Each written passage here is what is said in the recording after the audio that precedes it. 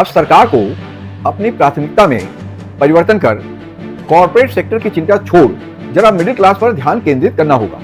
करना ही चाहिए। सरकार कॉर्पोरेट टैक्स में वृद्धि कर पर्सनल इनकम टैक्स के रेट्स को कम करे, इनकम टैक्स के बेसिक एग्जम्पशन लिमिट को बढ़ाने की दिशा पर विचार करे, उस पर अमल करे, लोअर ब्रैकेट के टैक्स रेट्स को कम करे। तभी आम जनता को सही मायने में लाभ पहुंचेगा और अर्थव्यवस्था में तेजी भी आएगी।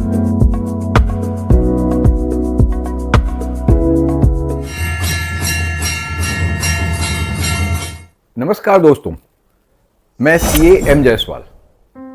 सरकार ने कॉर्पोरेट टैक्स को 2019 में या 2020 में कम तो कर दिया, परंतु इससे क्या लाभ हुआ? लोगों को इससे क्या लाभ हुआ? क्या कंपनियों ने इसका लाभ कंज्यूमर्स को पास ऑन किया?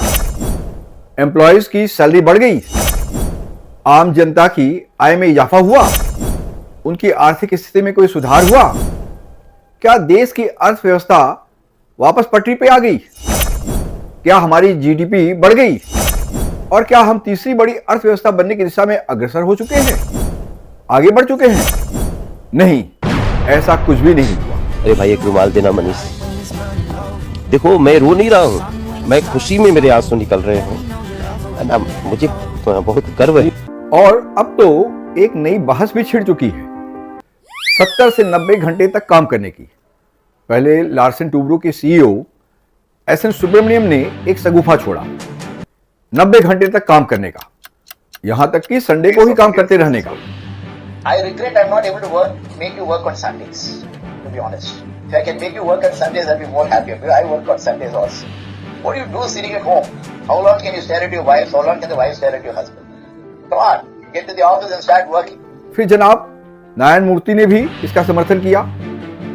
सुब्रमण्यम जी को तो 55 करोड़ की सैलरी मिलती है और नारायण मूर्ति को भी एक मोटा पैकेज प्राप्त होता है। पेट ऊपर तक भरा हो तो इस तरह के ज्ञान की बातें निकलनी ही है।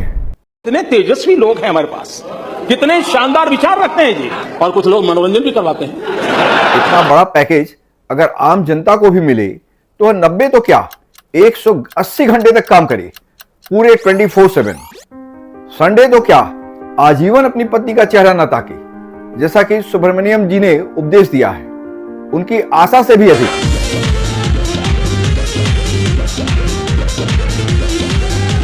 यह सब तो इन सब सीईओज के चोचले हैं, परंतु इन सब से आखिर किसे लाभ पहुंचने वाला? चाहे कॉर्पोरेट टैक्स कट हो या फिर 90 घंटे तक काम करने की व्यवस्था, क्या आम जनता को इसका कोई लाभ मिलने वाला?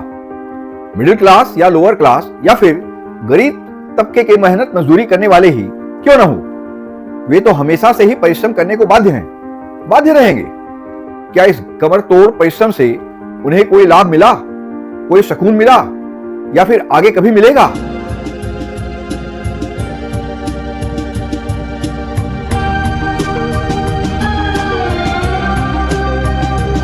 नहीं, ऐसा कुछ भी नहीं है। न तो ऐसा कुछ हुआ है और न ही आगे होगा। वे तो हमेशा से ही परेशानियों में घिरे रहे, आर्थिक तंगी से जूझते हुए गुर्बत की जिंदगी जीने को बाध्य हैं। ऊपर से टैक्स की मार, बोथ डायरेक्ट एंड इनडायरेक्ट। इन सब तथाकथित सुधारवादी पॉलिसीज का लाभ आज तक मात्र बड़े पूंजीपतियों को ही प्राप्त होता रहा है, आगे भी होता रहेगा। इससे तो केवल पूंजीवाद को ही बढ़ावा मिल रहा है। क्रोनी कैपिटलिस्ट पनप रहे हैं और क्रोनी कैपिटलिज्म सुरसा की भांति अपना पैर पसार रहा है। क्या ये सब ठीक है? क्या सब सही हो रहा है? सब सही चल रहा है? और क्या ऐसा ही होगा, आगे भी चलता रहेगा? ऐसा मत करो मेरी जान, लाइफ में कुछ अच्छा करो यार।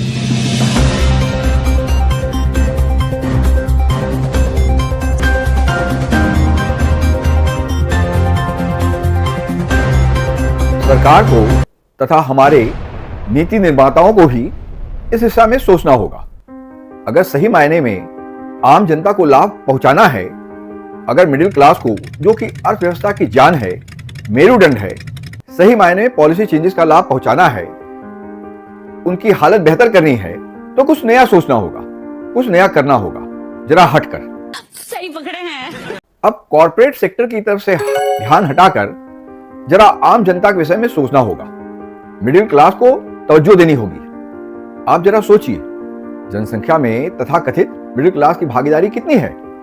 एक अनुमान के अनुसार तकरीबन 30 से 35%। और total middle class, both upper and lower middle class तथा लोअर क्लास को सम्मिलित कर लें तो उनकी भागीदारी कितनी है? तकरीबन 70 से 80%। और एफ्लुएंट क्लास या फिर कहें तो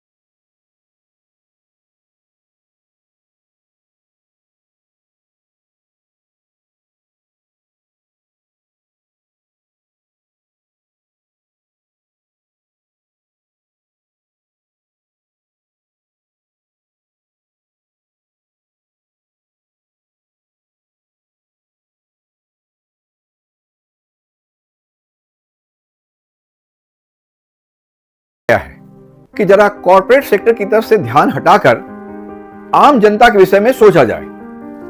अब जरा मिडिल क्लास की परेशानियों पर भी विचार करें, उन पर ध्यान दें, उन पर लगने वाले टैक्स के विषय में सोचें। तो अब करना क्या है? कॉर्पोरेट टैक्स में वृद्धि कर उसे वापस 30 या फिर 35% पर ले जाएं और पर्सनल इनकम टैक्स को कम करने पर विचार करें। सीरियसली, सरकार पर्सनल इनकम टैक्स के एग्जम्पशन लिमिट को बढ़ाकर 15 से 20 लाख तक करने की दिशा पर विचार करे।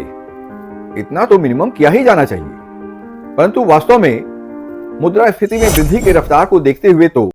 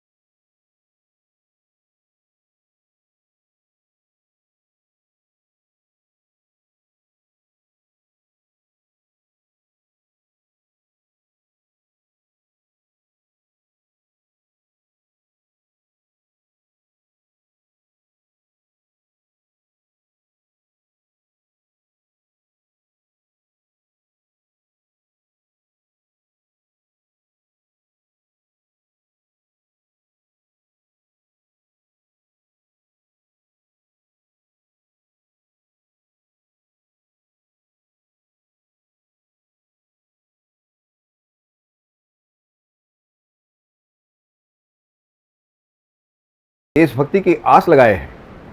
लंबी लंबी छोड़ना बंद कर देश हित में त्याग करे, राष्ट्र निर्माण में सही मायने में अपना योगदान दे। इसके अलावा भी रेवेन्यू के और भी अन्य स्रोतों पर विचार किया जा सकता है, उनकी खोज की जा सकती है। परंतु इतना तो तय है, पर्सनल टैक्स में कमी के इस प्रक्रिया से अमीरों को तो नहीं बल्कि आम जनता को ही राहत मिलेगी, विशेषकर लोअर ब्रैकेट के टैक्स के कमी से। इसका लाभ तो जनसंख्या के एक बड़े तबके को ही मिलने वाला है। इस तरह उनके बचत में वृद्धि तो होगी ही, उनकी जरूरतों की भी पूर्ति होगी। तब उन्हें अपनी रोजमर्रा की जरूरतों में कमी करने की, उन्हें नजरअंदाज करने की जरूरत नहीं होगी। अपने अतिशय जरूरी मांगों को, जिन्हें कि इकोनॉमिक्स की भाषा में नेसेसिटीज भी कहते हैं, उन्हें भविष्य पर टालने की, उनसे बचने की जरूरत भी नहीं होगी। और इस तरह से उनके हाथ में कुछ पैसा भी आएगा, कुछ बचत भी होगी, जिसे वे रोजमर्रा की जरूरतों पर खर्च कर सकेंगे। देश में माल की खपत बढ़ेगी, यानी कि कंजम्पशन में वृद्धि होगी, और जब खपत में वृद्धि होगी तो मांग भी बढ़ेगा, यानी कि डिमांड भी बढ़ेगा। जब कंजम्पशन और डिमांड में वृद्धि होगी तो उत्पादन भी बढ़ेगा, और सुस्त पड़ी अर्थव्यवस्था भी रफ्तार पकड़ने में समर्थ होगी। अर्थव्यवस्था में सुधार होगा, उसे गति भी प्राप्त होगा।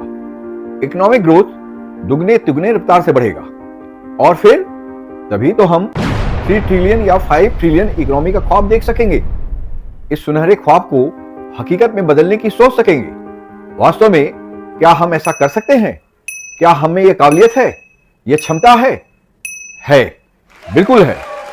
जरूरत है तो नजरिए में बदलाव की, पॉलिसीज में परिवर्तन की।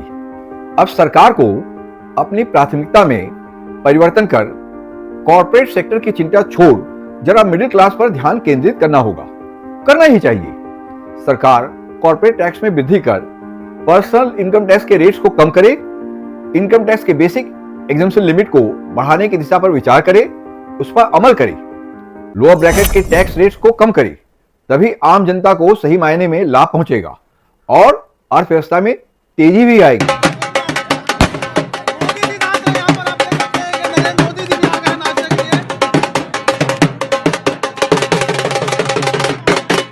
आपसे गुजारिश है कि आप इस विषय पर रवीश कुमार ऑफिशियल पर उनके 10 या शायद 11 तारीख के वीडियो को जरूर देखें।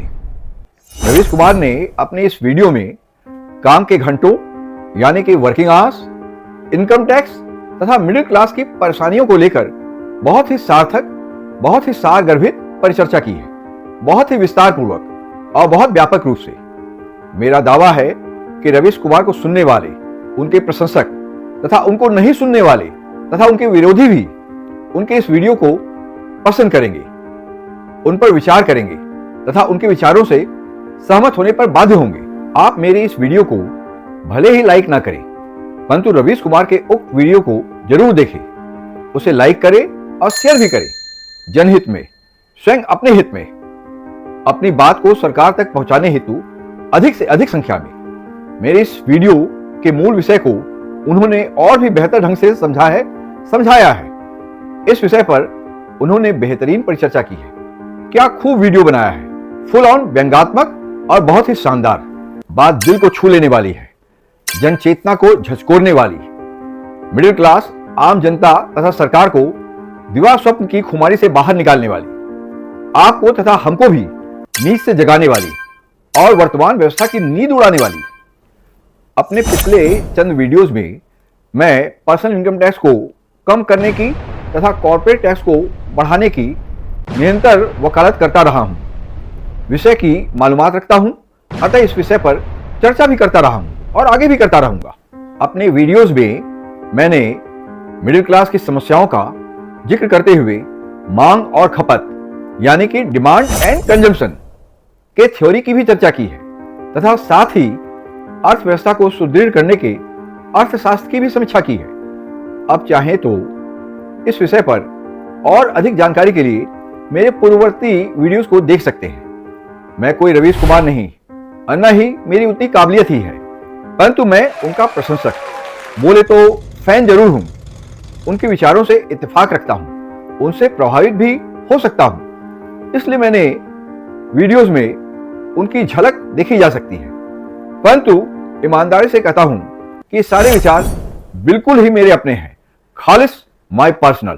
माय एंडियरिंग व्यूअर्स, एक सपोर्ट टीम के अभाव में अपने विचारों के समर्थन में उनके संदर्भ हेतु अनिवार्य डेटा को उद्धृत करने में मैं अभी तो जरूर असमर्थ हूं, परंतु अपने विचारों से अपने व्यूअर्स को अवगत कराने में तो बिल्कुल भी नहीं। आशा है कि भविष्य में मैं रेलेवेंट डेटास का उल्लेख भी कर सकूंगा। धन्यवाद।